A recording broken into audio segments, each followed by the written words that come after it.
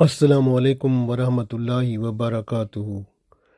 درود شریف پڑھنے کے بہت فائدے ہیں۔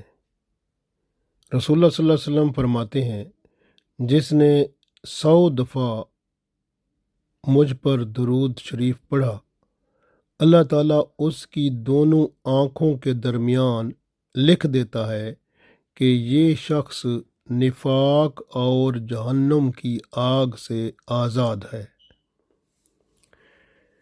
اسی طرح ایک اور حدیث میں آتا ہے، رسول اللہ صلی اللہ علیہ وسلم فرماتے ہیں کہ مجھ پر درود پڑھنا پل صراط پر گزرنے کے وقت نور ہے، اور جمعہ کے دن 80 بار درود شریف پڑھنے سے 80 سال کے گناہ معاف ہو جاتے ہیں۔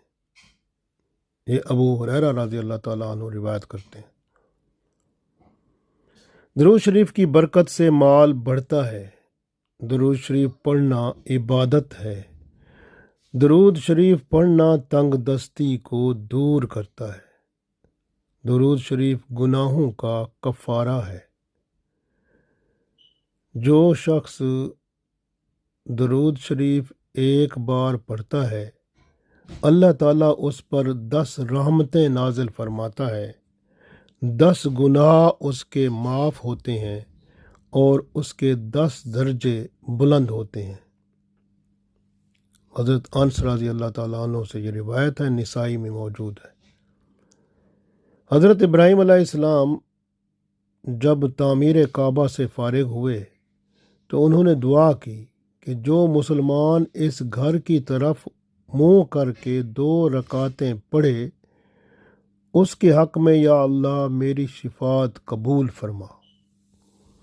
کیونکہ ہم نماز میں درود ابراہیم پڑھتے ہیں نا، تو جو درود ابراہیم نماز میں پڑھتا ہے، قیامت کے دن حضرت ابراہیم علیہ السلام بھی اس کی شفاعت ضرور کریں گے۔ ایمان والوں کے لیے دلوں کے زنگ سے طہارت حاصل کرنے کے لیے درود شریف بہترین نسخہ ہے۔ بندہ جب دعا کرتا ہے تو بندے کی دعا آسمان اور زمین کے درمیان رکی رہتی ہے اگر درود شریف نہ پڑھے۔ اگر درود شریف پڑھ لیتا ہے تو پھر یہ دعا اللہ تک ضرور پہنچتی ہے۔ ترمذی شریف میں حدیث یہ موجود ہے۔ ایک شخص رسول اللہ صلی اللہ علیہ وسلم سے عرض کرتا ہے کہ میں درود شریف پڑھتا ہوں۔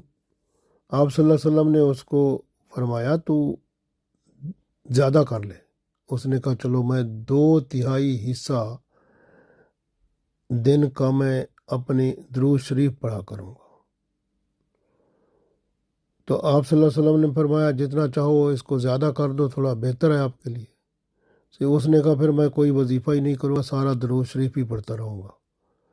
تو رسول اللہ صلی اللہ علیہ وسلم نے اسے فرمایا کہ اگر تم ایسا کرو گے تو تمہاری ساری ضرورتیں پوری ہو جائیں گی اور اللہ تعالیٰ تمہارے گناہ معاف فرما دے گا۔ درود شریف پڑھنے کے بڑے فائدے ہیں۔ آج سے پروگرام بنا لیں، آپ بھی روزانہ کم از کم 100 دفعہ درود شریف تو ضرور پڑھ لیا کریں۔